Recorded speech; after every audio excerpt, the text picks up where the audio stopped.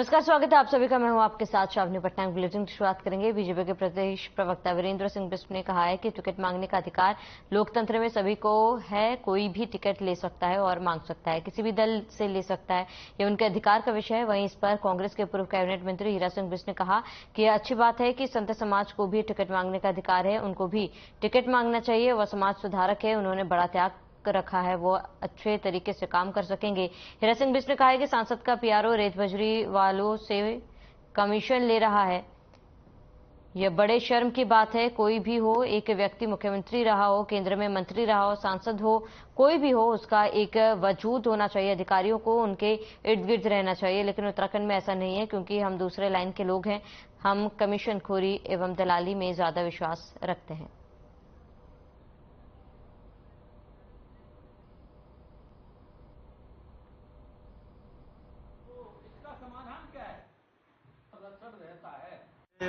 हरिद्वार देवभूमि का द्वार है, तो यहाँ पर जो सांसद हो, कोई भी संत हो, चुनाव आने वाले हैं, सभी पार्टियों से हम आग्रह करते हैं कि वो यहाँ कम से कम हरिद्वार सीट से किसी भी सांसद को उतारें, तो वो केवल साधु हो।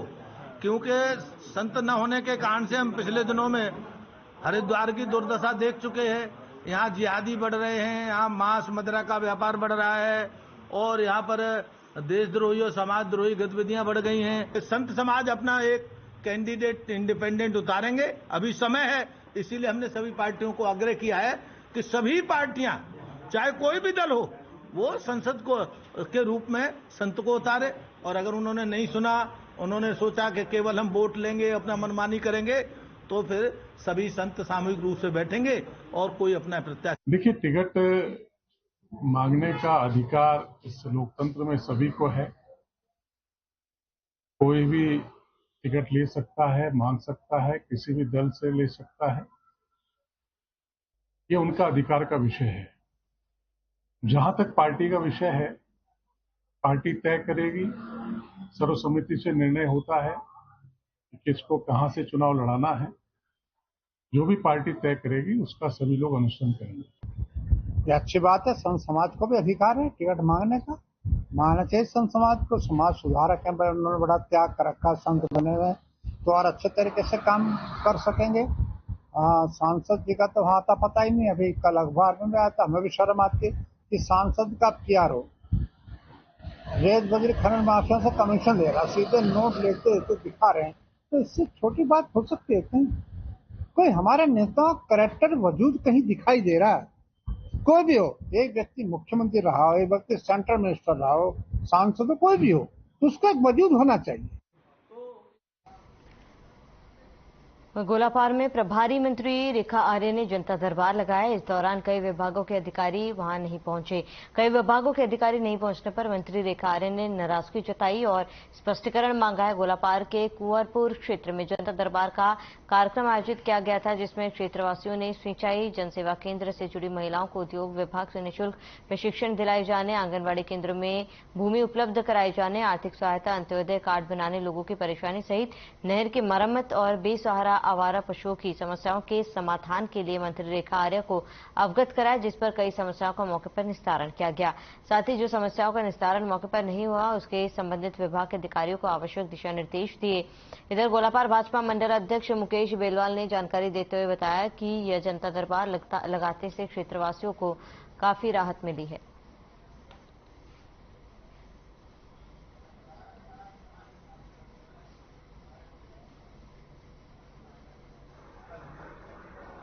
कर रखा है और केवल आपको पता है उत्तराखंड में और भारत में दोनों जगह भारतीय जनता पार्टी की सरकार है और डबल इंजन की सरकार बहुत अच्छा काम कर रही है। इसी के निमित्त जो आज ये कार्यक्रम था, सरकार आपके द्वार, इसके तत्वाधान में गोलापार मंडल के कुंवरपुर इंटर कॉलेज में जो है आज ये सरकार आपके द्वार कार्यक्रम का रखा गया था, जिसमें बहुउद्देशीय शिविर का आयोजन किया गया। इसमें सभी विभाग के अधिकारी मौजूद रहे। कुछ इक्का दुक्का अधिकारी नहीं थे, तो उनको माननीय मंत्री जी के आदेश पर जो है कारण बताओ नोटिस भी उनको जारी किया गया है। बाकी अधिक से अधिक प्रयास था कि हमारे इस क्षेत्र करके लोगों को उसका लाभ मिल सके। हमने प्रखर तरीके से सभी जगह सूचनाएं करवाई थी कि लोगों को सूचना मिल जाए, जिससे अपनी समस्या को लेकर लोग इस शिविर में अपना उसका समाधान कर सकें। और काफी समाधानों का जो है, समस्याओं का समाधान माननीय मंत्री जी ने तत्काल जो है अधिकारियों को बात करके और हाथों हाथ वहां पर उसको निपटा दिया है। देखिए, सरकार का एक अभियान चला है कि सरकार जनता के द्वार, तो ये बहुउद्देशीय शिविर का निमित्त जो है सरकार जनता के द्वार का संदेश है, जिसमें यह कोशिश की गई है कि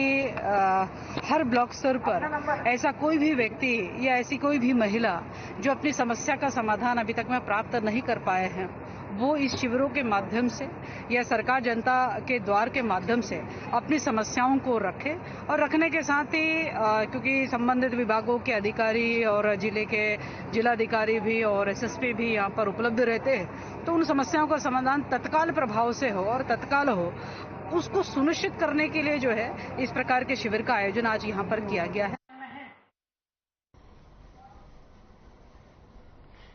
कैबिनेट मंत्री चंदन रामदास को राजकीय सम्मान के साथ बागेश्वर में सरयू गोमती संगम के तट पर अंतिम विदाई दी गई। उनके बड़े पुत्र गौरव रामदास और छोटे पुत्र ने मुखाग्नि दी। सीएम पुष्कर सिंह धामी, बीजेपी प्रदेश अध्यक्ष महेश भट्ट, पूर्व सीएम भगत सिंह कोश्यारी, कैबिनेट मंत्री रेखा आर्या, सौरभ बहुगुणा, प्रेमचंद अग्रवाल, विधायक सुरेश गढ़िया और पूर्व विधायक ललित फरसवाण सहित सैकड़ों लोगों ने दिवंगत मंत्री को अपने श्रद्धासुमन अर्पित कर नम आंखों से अंतिम विदाई दी है। वहीं मंत्री चंदन रामदास के निधन के शोक में बागेश्वर बाजार बंद रहा।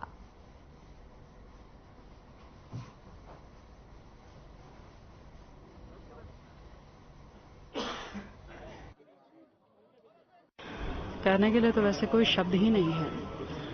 बहुत ही अपने आप में एक अचंभित करने वाली घटना है। हम लोग 25 तारीख को एक ही मंच पे एक ही साथ थे। हमारे मध्य में बड़ा अच्छा संवाद भी हुआ। उनके स्वास्थ्य के बारे में मैंने जानकारी भी ली। उनकी आवाज की खनक और उनकी चेहरे की चमक से कहीं नहीं लग रहा था कि अगले दिन हम ऐसी कोई खबर भी सुनेंगे। सुनकर पूरा प्रदेश जो है स्तब्ध है, भरोसा ही नहीं कर पा रहा है कि हमें ये दुखद समाचार जो है प्राप्त होगा। उनका मेरा बहुत लंबे समय से परिचय था। वो बीजेपी में नहीं थे तब भी मेरे लिए वैसे ही थे, और जब मैं 2007 में बीजेपी लाया और तीसरे दिन ही मैंने उनको टिकट दिया, वो एमएलए बने, आज वो मंत्री बने। या इसलिए मैं सोचता हूँ कि जैसे माँ को दुख होता है अपने बेटे के जाने पर, ऐसे मुझे भी है, क्योंकि वो बहुत ही, मुझे तो ऐसा लगता था हमारे सारे विधायकों के वो चंदन थे। काम बहुत अच्छा जानते थे और काम लेना जानते थे और स्वभाव से मृदु थे। उनके जाने से एक अपूरणीय क्षति हुई है। मुझे लगता है कि हम सब लोग उनकी शांति की प्रार्थना करें। एक सौम्य उनका व्यवहार, उनका नेचर, और जिस भी कार्य के लिए कार्यकर्ताओं का विषय आते थे उनको यथा समय उसका समाधान निकालना एक अपूर्णीय क्षति है। और मैं कह सकता हूं कि ऐसा कार्यकर्ता दुर्लभ से ही मिल पाते हैं। हम ईश्वर से प्रार्थना करते हैं कि भगवान उनको अपने चरणों में स्थान दे और परिवार को दुख सहन करने की शक्ति प्रदान। उनके अधूरे सपनों को किस तरह से बीजेपी साकार करने का प्रयास? जो भी विषय रहते हैं वैसे तो जनता के साथ हमेशा जुड़े रहे, हर विषय उनके साथ ध्यान में आता था और सरकार के माध्यम से कराया है। और मैं कह सकता हूँ कि भविष्य में जो भी ऐसे विषय आएंगे तो निश्चित रूप से उनके सम्मान में जो भी हो सकता है हम सब करने का प्रयास करेंगे। हम सब लोगों के लिए आज बहुत दुखद दिन है और उनकी अंतिम यात्रा में हम सब लोग शामिल हो रहे हैं। उनका जाना बहुत बड़ी अपूर्णीय क्षति है जिसकी भरपाई नहीं हो सकती। वो सहज थे, सरल थे और हमेशा जिंदा दिल थे, और चाहे शारीरिक रूप से कितना भी कष्ट हुआ उनको, उन्होंने कभी उसको जो है अपने ऊपर हावी नहीं होने दिया। कई बार मैं मुख्यमंत्री के नाते उनको हमेशा कहता था कि आप आराम करिए, आप जो है ज़्यादा भागदौड़ मत करिए, वीडियो कॉन्फ्रेंस से आप जो है जिलों की जो समीक्षाएं हैं वो कर लीजिए। लेकिन उसके बावजूद भी वो पिथौरागढ़ भी गए, बीच में पौड़ी भी गए, अन्य कार्यक्रमों में, और 2 दिन पहले ही हम लोग सब लोग अल्मोड़ा में एकत्र थे। जनपद उधम सिंह नगर की जसपुर नगर पालिका परिषद हमेशा सुर्खियों में रहती है, चाहे बोर्ड बैठक के हंगामे की बात हो या फिर शहर में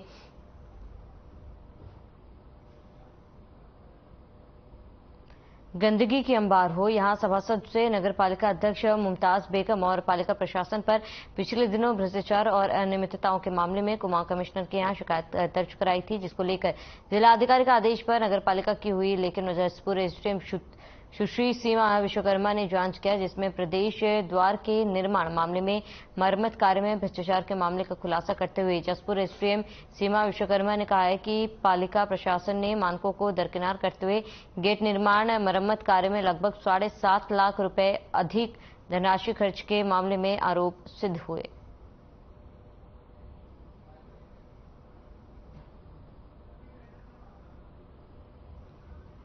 जो नगर पालिका के जो मेंबर हैं उनके द्वारा कंप्लेन की गई थी कि इसमें जसपुर में अनियमितता पाई जा रही है और उनके इसमें 4 बिंदुओं में शिकायत की गई थी। इसमें की जो पहली शिकायत थी उनके द्वारा बताया गया था कि जो अध्यक्ष हैं उनके मामलों में उनके बेटों द्वारा हस्तक्षेप किया जाता है।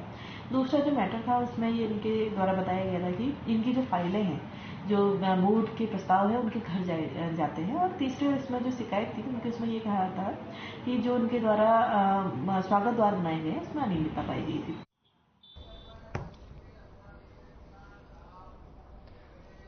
अल्मोड़ा जिलाधिकारी ने नगर के भेसोड़ा फार्म का औचक निरीक्षण किया, जिसमें जिलाधिकारी द्वारा वहां की व्यवस्थाओं का जायजा लिया गया, जिनके द्वार चारा विकास के अधिकारियों और कर्मचारियों को निर्देश देते हुए कहा कि इसमें चारे के साथ और संयुक्त अन्य विकास कार्य को भी बनाया जाएगा।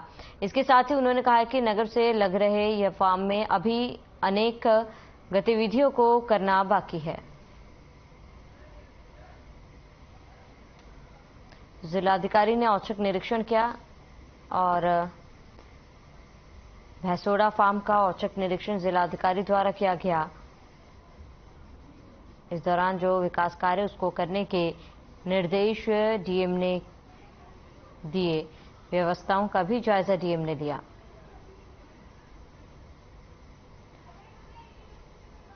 तो भैंसोड़ा फार्म का औचक निरीक्षण डीएम द्वारा किया गया है। जिलाधिकारी ने औचक निरीक्षण किया अल्मोड़ा में और इस दौरान विकास कार्य को लेकर भी उन्होंने निर्देश दिए, व्यवस्थाओं का भी जायजा डीएम ने लिया है।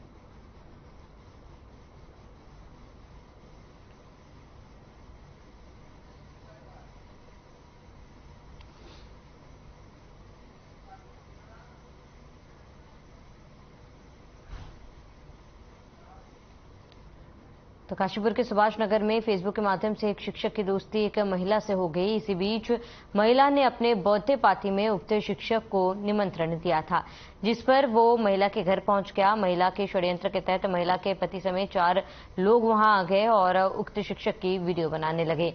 मना करने पर चारों लोगों ने उपयुक्त शिक्षक से 2 लाख की डिमांड कर डाली, जिस पर उन्होंने शिक्षक से पेटीएम से 30,000 रुपए लिए और उसकी स्कूटी और मोबाइल भी लूट ली थी। वहीं पूरी घटना की जानकारी पीड़ित ने थाना ITI पुलिस को दी। पुलिस ने तत्परता दिखाते हुए रिपोर्ट दर्ज कराया। 4 आरोपियों को धर दबोचा। वरिष्ठ पुलिस अधीक्षक मंजुनाथ DC ने प्रेस के माध्यम से जनता को अनुरोध किया कि लोग फेसबुक में हुई दोस्ती की लेकर सोच समझकर कदम उठाएं, क्योंकि इस तरीके के लोग भोले भाले लोगों को अपना शिकार बनाते हैं।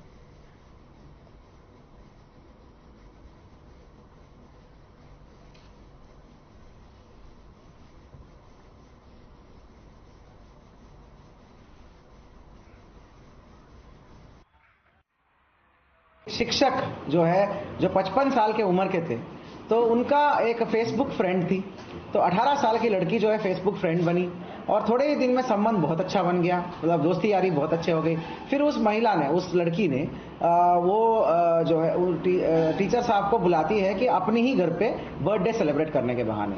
बर्थडे सेलिब्रेट करने के बाद जो है संबंध बनाने की स्थिति बन गई।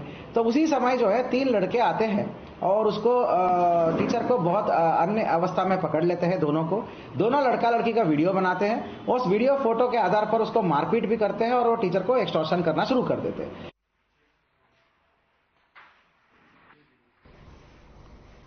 तो शिक्षक हनी ट्रैप का शिकार हुआ है। बता दें, फेसबुक में हुई दोस्ती के कारण एक शिक्षक को फंसाया गया, जिसके बाद उससे लूट की वारदात को अंजाम दिया गया। तो महिला समेत 4 आरोपियों को फिलहाल इस पूरे मामले पर गिरफ्तार किया गया और पुलिस फिलहाल आगे की कार्रवाई कर रही है। हालांकि पुलिस ने लोगों से अपील की है कि सोशल मीडिया साइट्स पर किसी से भी दोस्ती करने से पहले 10 बार सोचें, क्योंकि ऐसे लोग भोले भाले लोगों का फायदा उठाकर उन्हें फंसाने की कोशिश करते हैं।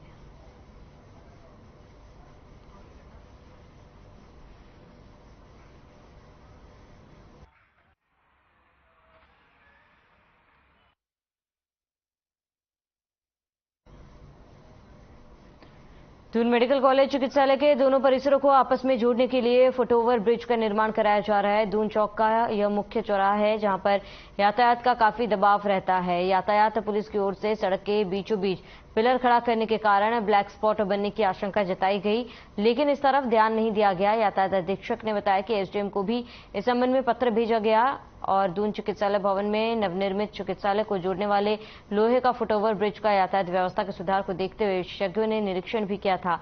पुल के माध्यम से कंक्रीट का बीम डाला गया था, उससे सामने का ट्रैफिक दिखाई नहीं देता है, जिसके कारण इस बीम से दून चौक से एमकेपी चौक और आईजी कट जाने वाले मार्ग पर बॉटल नेक की स्थिति उत्पन्न हो रही है।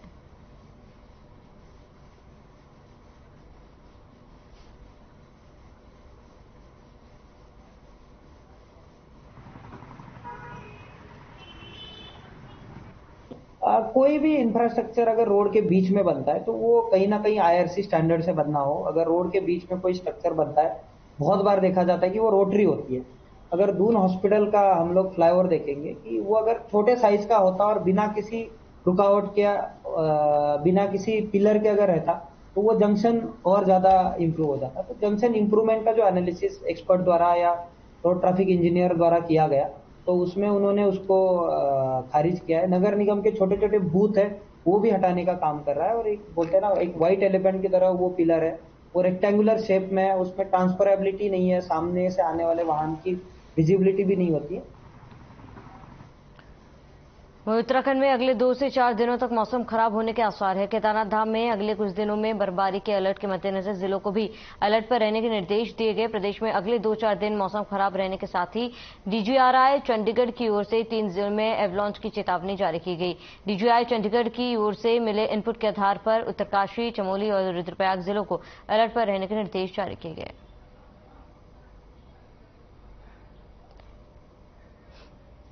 तो एवलांच की भी चेतावनी जारी की गई है। आपको बता दें कि फिर एक बार मौसम का मिजाज बदलने की उम्मीद है।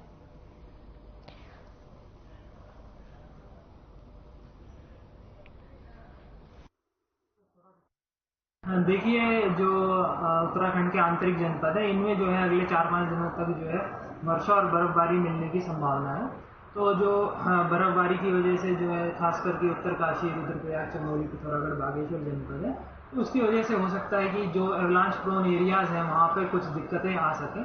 तो अगर कोई यात्री हैं या माउंटेनियर्स हैं, ट्रैकिंग कर रहे हैं, तो उनको जो है सतर्कता बरतनी चाहिए कि एवलांच प्रोन एरियाज में ना जाए और ये एक्टिविटी जो है आगे जो है 4-5 दिन तक पहाड़ों में खास करके चलने वाली है। तो मौसम विभाग ने चेतावनी जारी कर दी है और मौसम विभाग ने आपको बताया एवलांच की भी चेतावनी जारी की है। और फिर एक बार मौसम में बदलाव जो है देखा जा सकता है, जिसको लेकर मौसम विभाग द्वारा चेतावनी जारी की गई।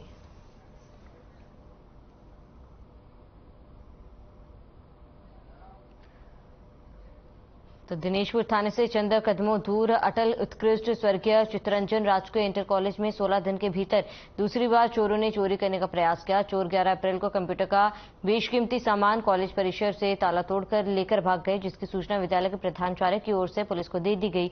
मामला थाने में दर्ज होने के बाद भी दूसरी बार फिर चोरों ने ताले को काटकर चोरी करने का प्रयास किया। बता दें कि पुलिस इसी मार्ग पर आती जाती रहती है, पर चोरों के हौसले इतने बुलंद है कि चोरी की वारदात लगातार बढ़ती जा रही है। इस वजह से अटल उत्कृष्ट स्वर्गीय चित्तरंजन रहा राजकीय इंटर कॉलेज के प्रधानाचार्य डॉक्टर मधुसूदन मिश्रा ने कहा है कि पहले चोरी का अभी तक पुलिस ने खुलासा नहीं कर पाए हैं। एक बार फिर चोरों ने चोरी का प्रयास किया। पुलिस कुछ नहीं कर रही है। स्थानीय पुलिस चोरी के बारे में पुलिस कुछ भी कहने से इनकार कर रही है।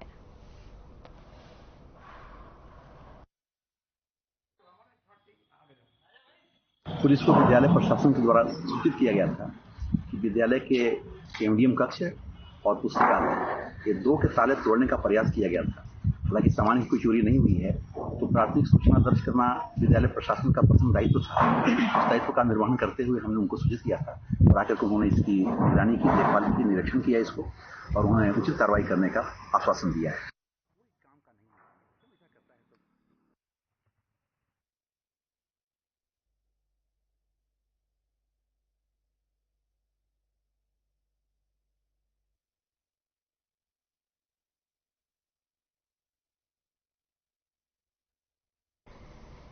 हरिद्वार में देवभूमि हॉस्पिटल संचालक और कर्मचारियों का पड़ोस में ही रहने वाले बुजुर्ग डॉक्टर से कहासुनी को लेकर विवाद हो गया था, जिसके बाद मारपीट तक पहुंच गई। इस मारपीट का वीडियो भी वायरल हुआ था। बुजुर्ग डॉक्टर ने हॉस्पिटल संचालक पर मारपीट करने और धमकी देने का आरोप लगाते हुए पुलिस से कार्रवाई की मांग की है। एसएसपी अजय सिंह से मिलकर बुजुर्ग सतीश कुमार दत्ता ने आरोप लगाया कि पिछले लगभग 2 साल से जानबूझकर हॉस्पिटल का कचरा और बायोमेडिकल वेस्ट उनके घर के सामने फेंका और जलाया जा रहा है। हॉस्पिटल संचालक व उनके साथी रास्ते में गाड़ी खड़ी कर उसमें शराब पीते हैं, मना करने पर झगड़ा मारपीट करते हैं। मामले में एसएसपी अजय सिंह ने ज्वालापुर थाना पुलिस को कार्रवाई के निर्देश दिए हैं।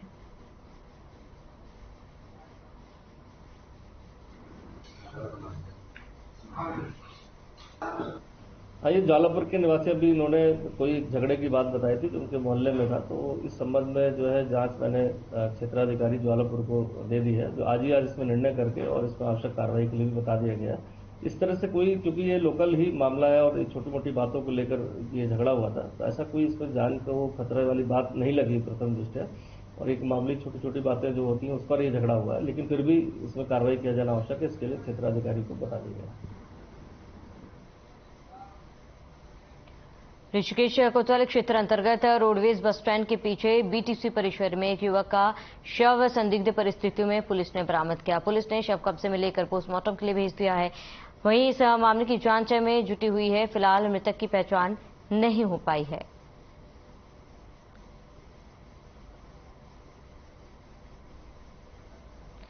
तो बीटीसी परिसर में युवक का शव मिलने से हड़कंप मच गया। ऋषिकेश का ये पूरा मामला, जहां पर पूरे मामले की जांच में पुलिस फिलहाल जुटी हुई है और युवक के शव मिलने से हड़कंप, संदिग्ध परिस्थितियों में युवक की मौत हुई है। फिलहाल पुलिस हर एंगल से इस मामले की जांच कर रही है।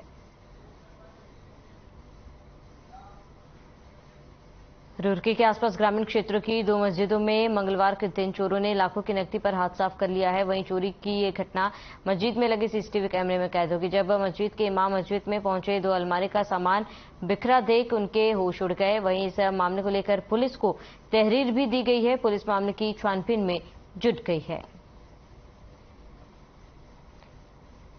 तो चोरों के हौसले बुलंद, रकम पर चोरों ने हाथ साफ किया और पूरी वारदात सीसीटीवी में कैद हो गई है।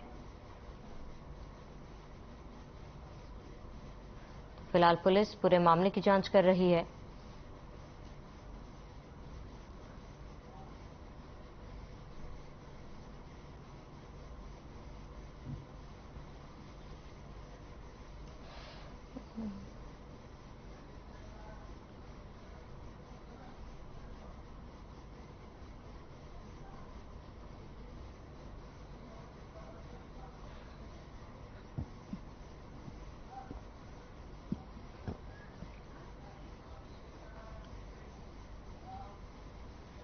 वहीं उधम सिंह नगर जनपद के काशीपुर में व्यापारी को धमकी देकर रंगदारी मांगने के मामले में पंजाब पुलिस की ओर से गिरफ्तार किए गए शूटर कुख्यात गैंगस्टर डल्ला से पूछताछ की जाएगी। कुख्यात गैंगस्टर डल्ला को पंजाब पुलिस ने गिरफ्तार किया, जिसके बाद डल्ला से पूछताछ करने के लिए उधम सिंह नगर जनपद पुलिस और एसओजी की टीम पंजाब के लिए रवाना हो गई है। उधम सिंह नगर जिले के एसएसपी मंजुनाथ डीसी ने बताया कि पंजाब पुलिस के द्वारा गिरफ्तार किए गए अंशदीप गिल उर्फ डल्ला शूटर के साथ ही पंजाब का कुख्यात गैंगस्टर है।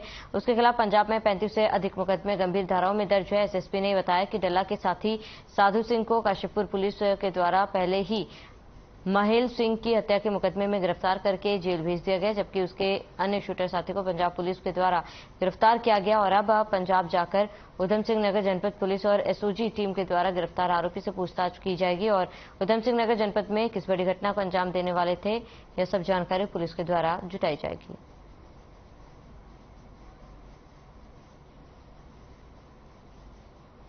देखिए, महल सिंह हत्याकांड की शूटर्स जिनको हमने जेल भेजा था, उनकी लगातार हमने निगरानी और पर्यवेक्षण और मतलब गहरी तरह से क्या बोलते हैं सर्विलांस में रखे हुए थे। तो उनसे जो मिलने आते थे कुछ लोग, 1-2 लोग आए थे जो रिपीटेडली आए थे, तो उनके ऊपर हम सघन नजर बनाए रखे थे और तत्काल हमने पंजाब पुलिस को इन्फॉर्मेशन दिया था और हम क्या बोलते साझा समन्वय करते रहते थे, इन्फॉर्मेशन का आदान प्रदान। तो इस प्रकार की कोऑर्डिनेशन की वजह से बहुत अच्छी रिजल्ट आई है। तो चलिए इसके साथ इस बुलेटिन में फिलहाल मेरे साथ इतना ही। देश और प्रदेश के तमाम बड़ी खबरों के लिए बने रहिए हमारे साथ।